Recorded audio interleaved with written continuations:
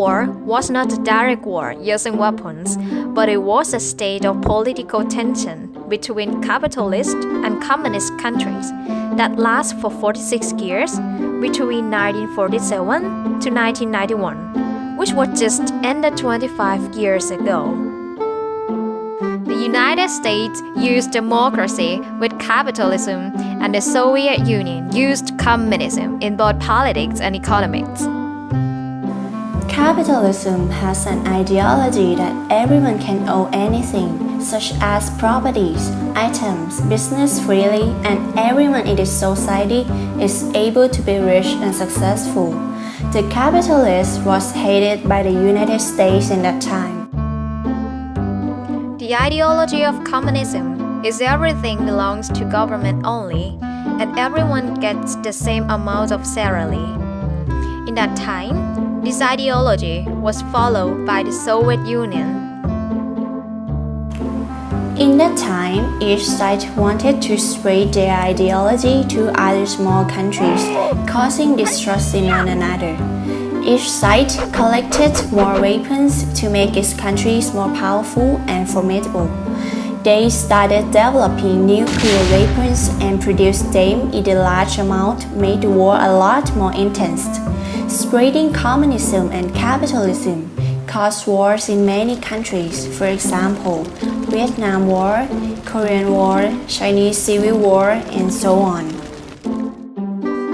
The Vietnam War was officially fought between North Vietnam, that's supported by the Soviet Union, China, and other communist allies, and the government of South Vietnam that was supported by the United States, South Korea, Australia, Thailand, and other anti-communist allies. And the North Vietnam got the victory in 1975. Moreover, the United States and the Soviet Union rapidly developed their technology and compete for supremacy in space flight capability called space race. The technological superiority required for such supremacy was seen as necessary for national security and symbolic of ideological superiority.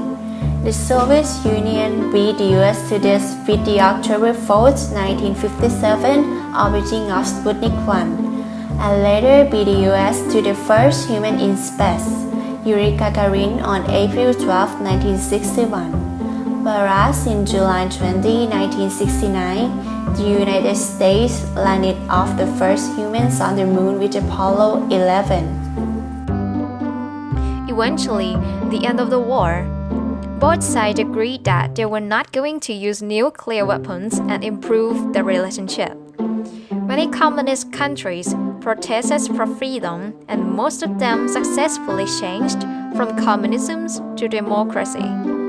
The communist country's economy was depressed. Huge amount of people lacked of nutrients and diet. So, the USSR or the Soviet Union collapsed, and that came to the end of Cold War in 1991. The President's address to the General Assembly of the United Nations from the UN building in New York City, September 25, 1961. For in the development of this organization rests the only true alternative to war, and war appeals no longer as a rational alternative. Unconditional war can no longer lead to unconditional victory. It can no longer serve to settle disputes. It can no longer concern the great powers alone. For a nuclear disaster spread by winds and water and fear could well engulf the great and the small, the rich and the poor, the committed and the uncommitted alike. Mankind must put an end to war, or war will put an end to mankind.